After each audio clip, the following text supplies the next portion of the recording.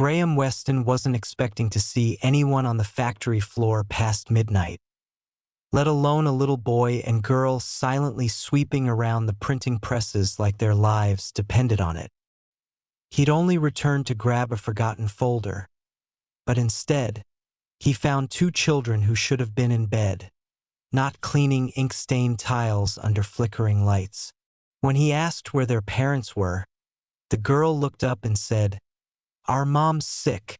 We're just helping. Please don't tell." That moment, quiet, heartbreaking, and completely unexpected, would change the course of his life. He had power, wealth, and every reason to walk away.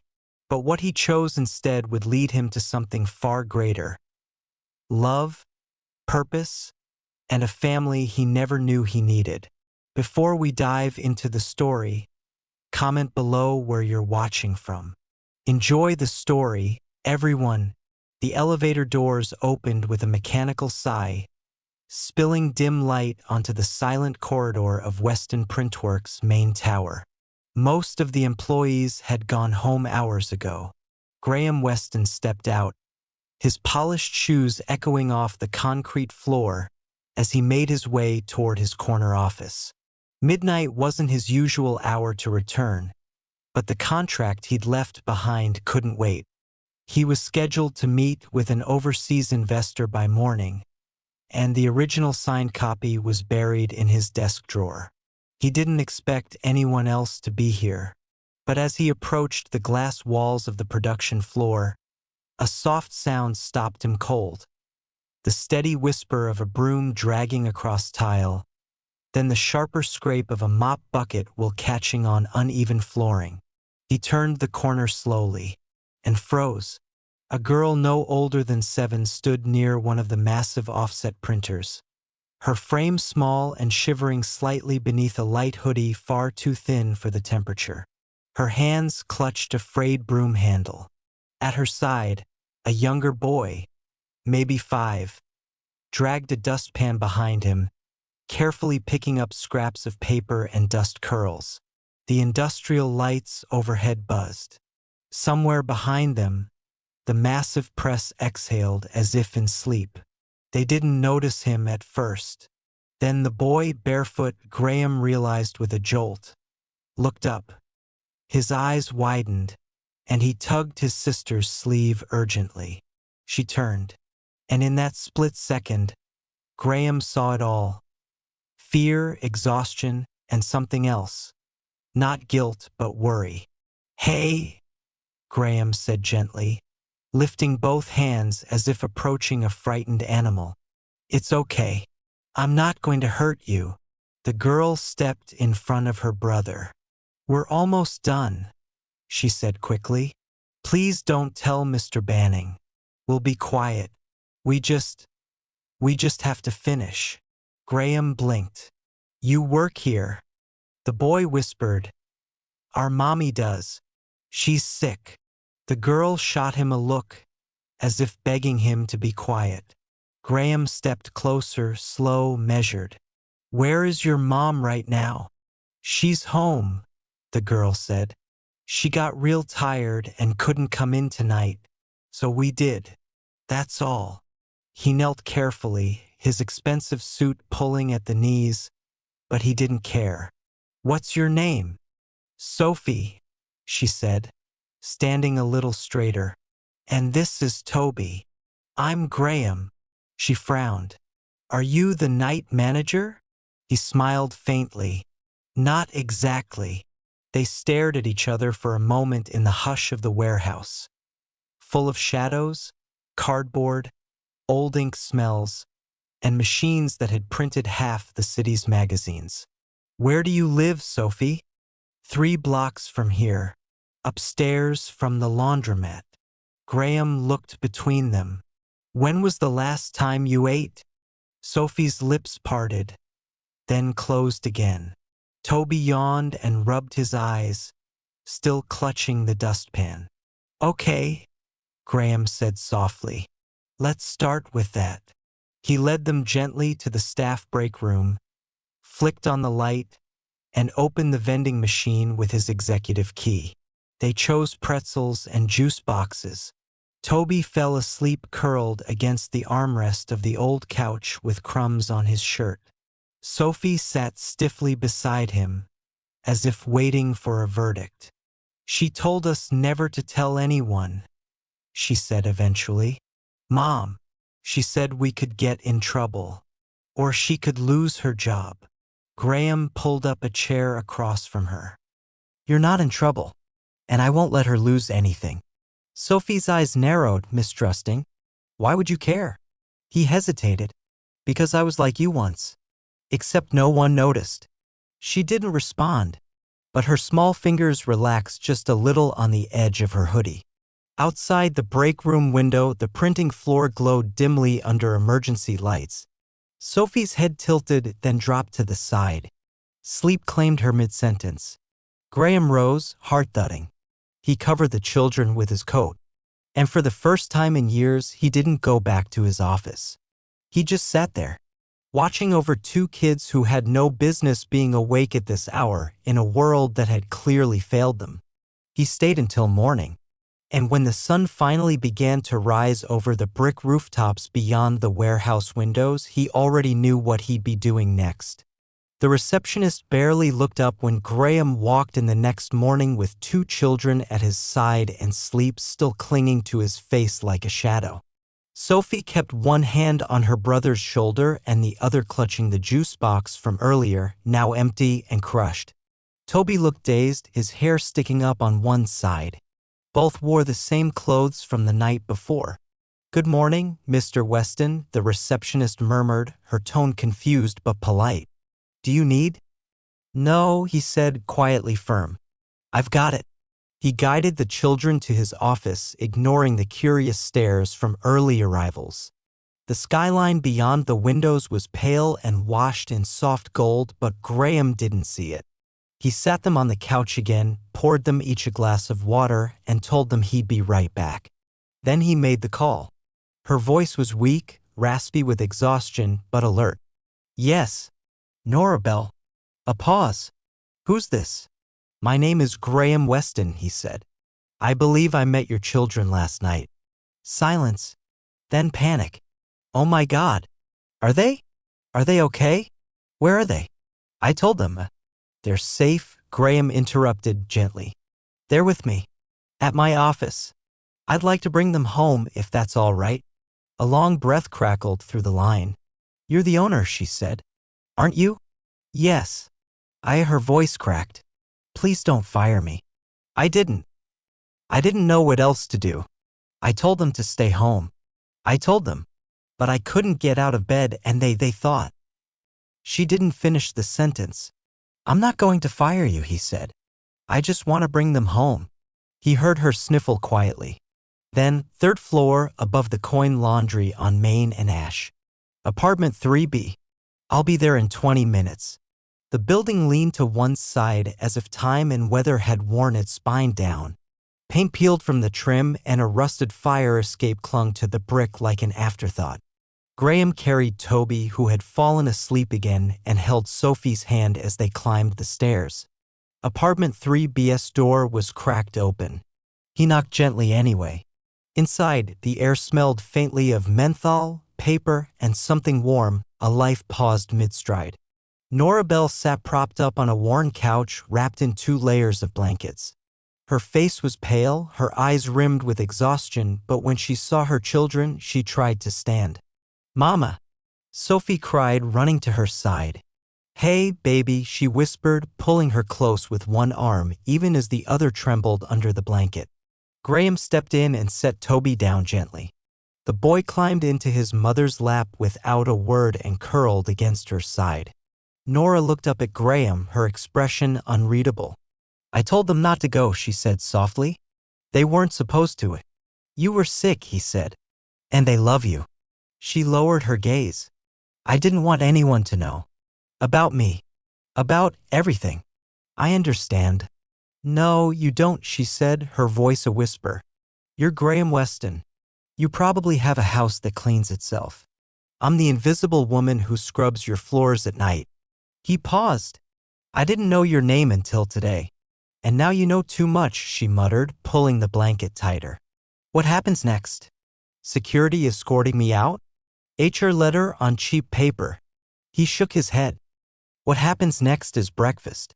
For you. And rest. And medicine. She blinked. I'll send someone, he added. Groceries. Supplies. Whatever you need. Why would you do that?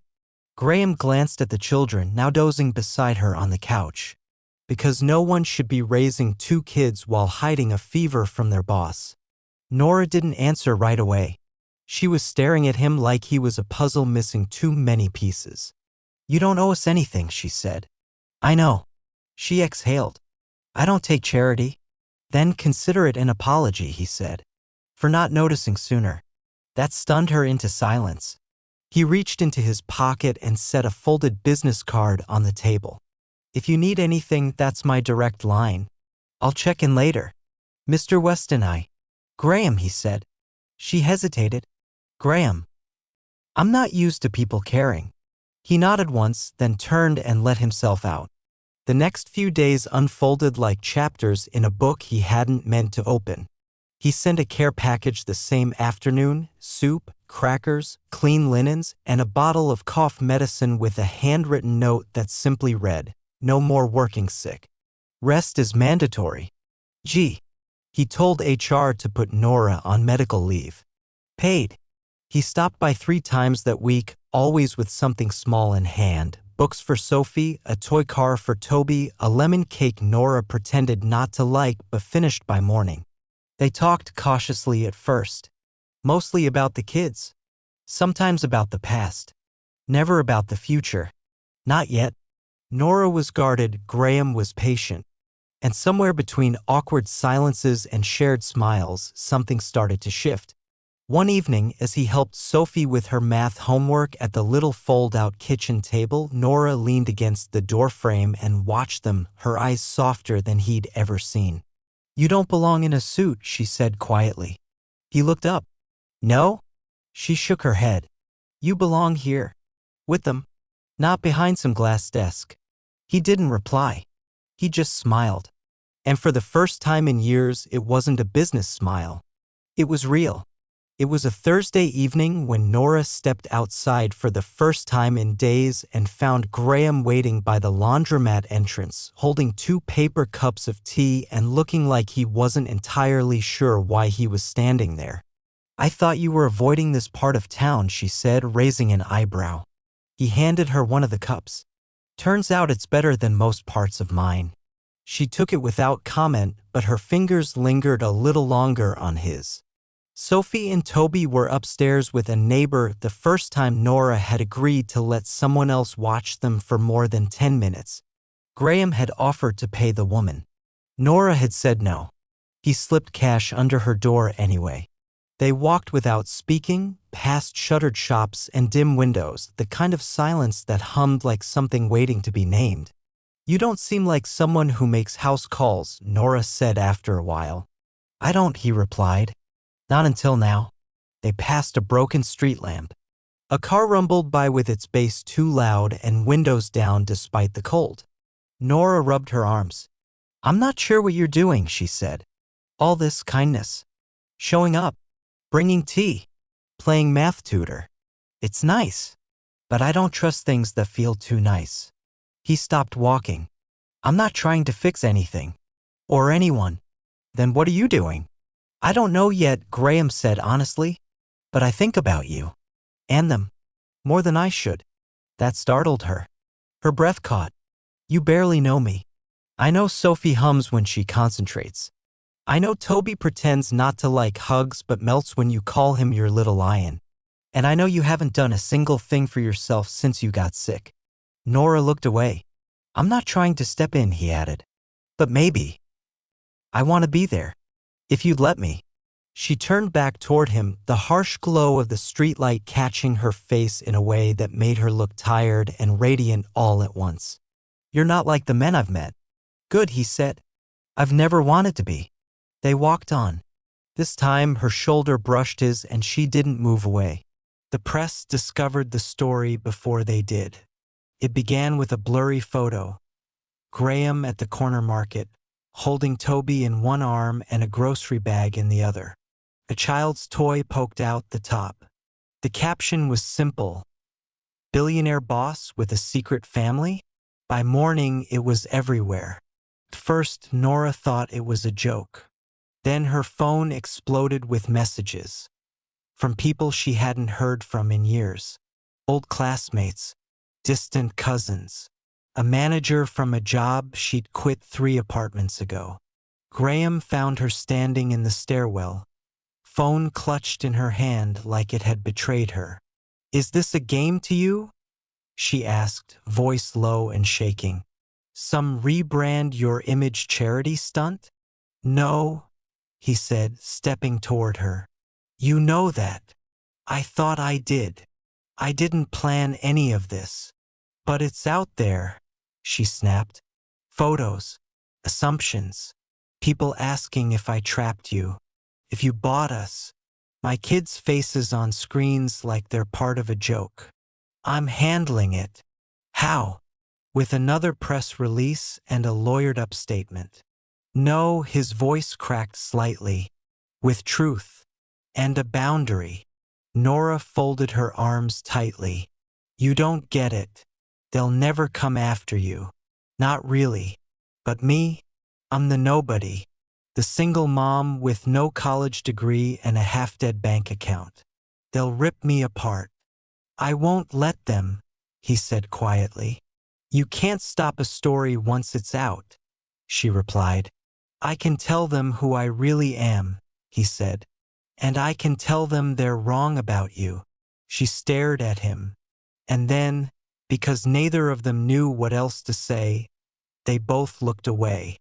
Graham didn't release a statement. He called a press conference. The next morning, standing outside Weston Printworks, with reporters flashing cameras and shouting questions, he stepped up to the mic without a single note. "My personal life is not up for sale," he said.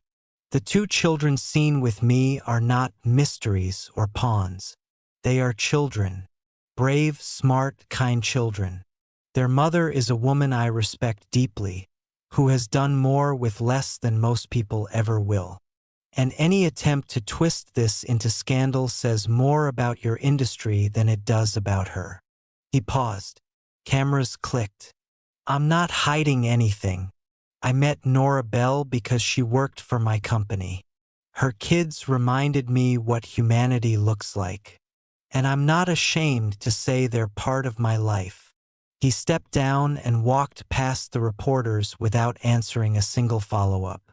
That night, Nora opened the door and just stood there. She didn't say anything. Neither did he. Then, slowly, she reached out, took his hand, and pulled him inside. Sophie peeked from the kitchen and grinned. Toby waved with a spoon in his mouth. "Are you staying for dinner?" the boy asked. Graham smiled. "If it's okay with your mom." Nora glanced at the pan on the stove. "It's just soup." "Then I'm definitely staying." And somehow, in that small kitchen filled with steam, spilled rice, and laughter echoing off the cabinets, it began to feel real. Not a rescue, not a favor, just a beginning. Nora never said the words out loud, not the first time. But something shifted after that night. Graham no longer knocked. He let himself in, sometimes with groceries, sometimes with takeout, sometimes with just an excuse to help Toby glue stars onto a shoebox spaceship, or quiz Sophie on spelling words. She didn't ask him to stay, but she didn't ask him to leave either. The apartment felt smaller when he was in it, not because of his presence, but because the quiet corners that had once echoed with loneliness now held something warmer. Laughter, late-night tea, the sound of his voice reading bedtime stories in a tone that was far too serious for dragons and talking trees. He still wore tailored shirts, but she noticed he left the top button undone now. His watch sat forgotten more often than not. One night she found him in the hallway barefoot, holding a plate of cookies he'd tried and failed to bake. Toby declared them better than store ones, and Sophie said they were so bad they were good. Graham beamed like he'd won a Michelin star. Nora didn't know what to make of it. She wasn't used to men like him. Or rather, she wasn't used to men being like him, consistent, present, unshaken by tantrums or messy kitchens or the sudden tears that came when Sophie found an old baby photo of their father and asked why he'd never come back. "I'm not trying to replace anyone," Graham told her that night, sitting on the floor as Toby slept on his lap and Nora wiped Sophie's cheeks. "I know," she whispered. "You're just staying." Yes. That one word carried more weight than any promise she'd ever been given. The landlord gave them notice a week later. The building was being sold. Renovated. "Too bad, Miss Bell. Market's hot right now." He left the letter in her mailbox with a printed smile and a number that might as well have been written in a foreign language. She didn't tell Graham right away. Not because she didn't trust him, but because she didn't trust herself not to fall apart, not to let him fix it all and risk becoming something she didn't want to be. But he found the eviction notice crumpled behind the toaster. Nora walked into the kitchen to see him holding it, expression unreadable.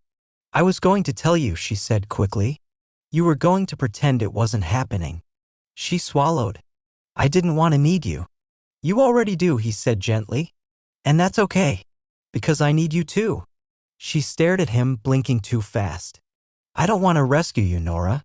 I want to be with you. There's a difference." "What are you suggesting?" she whispered. "I'm suggesting we stop pretending this isn't already a home." She sank into the nearest chair as if her body couldn't hold the moment. "Come with me," he said.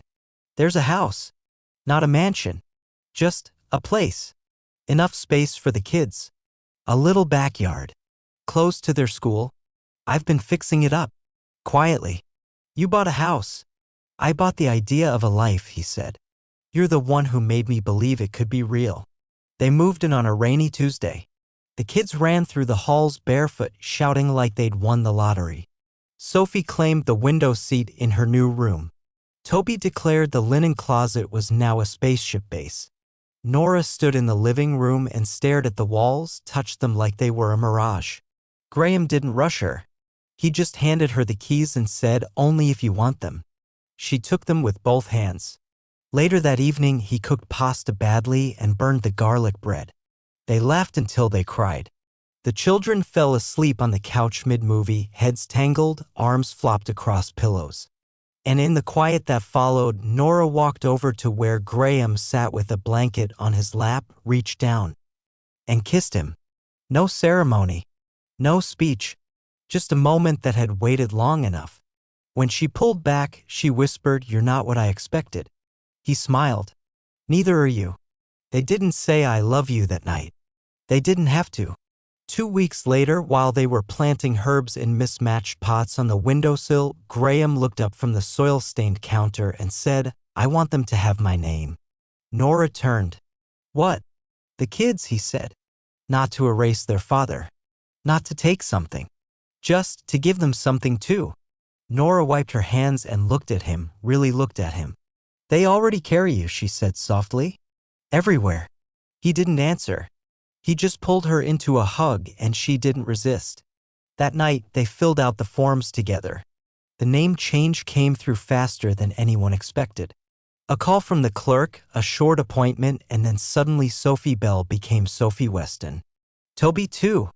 The kids made signs with their new last names written in bright marker and glitter that refused to come off the table. "Do I have to write it on everything now?" Sophie asked, scrunching her nose. "Only if you want the teacher to stop calling you Belle," Nora replied. "Weston sounds cooler," Toby announced. "Like a superhero." Graham smiled as he taped the signs on the fridge. "Well, in that case, I better start working on my cape." They celebrated with pancakes for dinner and a living room dance party. Nora watched them from the kitchen, arms crossed over her chest. Heart full and too big to contain.